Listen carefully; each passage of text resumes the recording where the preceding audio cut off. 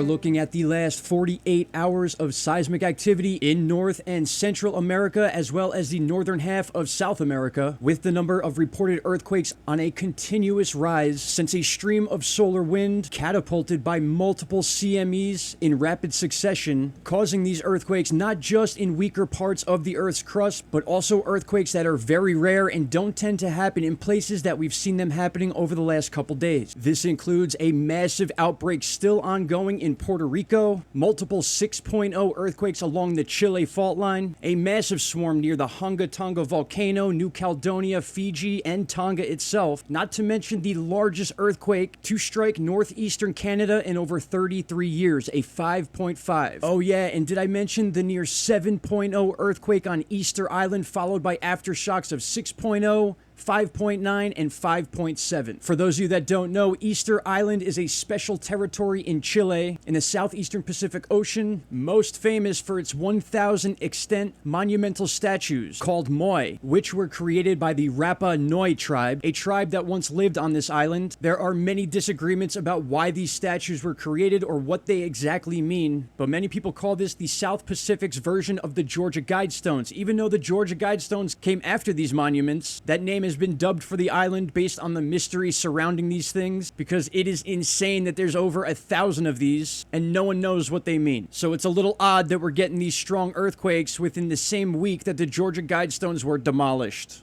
And now keep in mind, we can't go totally conspiracy on this just yet because we do have some science to back this up. As I said earlier in the video, we've had about 15 to 16 different CMEs or solar flares, sun filaments, basically that do the same thing. They launch solar wind and particles at Earth. It takes about 1.5 to 2 days for those particles to reach Earth. And then usually what happens is the side of Earth that's facing the sun at that moment or at the beginning of the high solar wind usually get the largest earthquakes. You can see right here on this chart, for at least the last 4 days, we've been at a solar wind count of nearly 600 kilometers per second. That is an insane amount of energy, and each time we have a CME in rapid succession, that force multiplies itself. You don't need to have these large CMEs. You can also have a bunch of little ones that basically do the same thing. That consistent stress on Earth is why we are seeing these earthquake swarms globally and not just focused on a particular area. So once again, as we've stated in multiple videos now, the sun has a direct effect on the Earth's crust. Now, we definitely have earthquakes that have nothing to do with the sun. There are many situations where the Earth's tectonic plates are just moving against each other, causing large and small earthquakes. But when we're in a period of solar maximum, or even on the rise towards solar maximum, these are the types of things that will happen. And the reason that we're seeing such a dramatic change in seismic events is because the sun is stronger than it's been in a very, very long time. So we are going to continue seeing these large earthquakes and rare earthquakes like we saw in Canada for a decent part of the future. And I gotta say, I'm not trying to put fear into people, but it's just a matter of time before we have a major earthquake in a very populated area, and maybe then people will start to learn and prepare for these things, or at least have a basic understanding of this stuff more so than in the past. Alright, that's enough earthquake talk. We're gonna switch gears here. I want to share something with you all, a very cool sighting captured by a door cam, but first, take a look at what was trending on Twitter today. There were people going absolutely nuts over the fact that UFO sightings was actually a trending topic on social media along with Bob Lazar. For those of you that don't know who Bob Lazar is, Google his name and you'll find out very quickly. But let's get to this video. Very cool stuff here. This was captured by a doorbell camera in the UK. I did some research with this video and it looks pretty legit. You can see reflection marks off the gutter of the house, as well as the detail with the lights passing behind the tree in the background,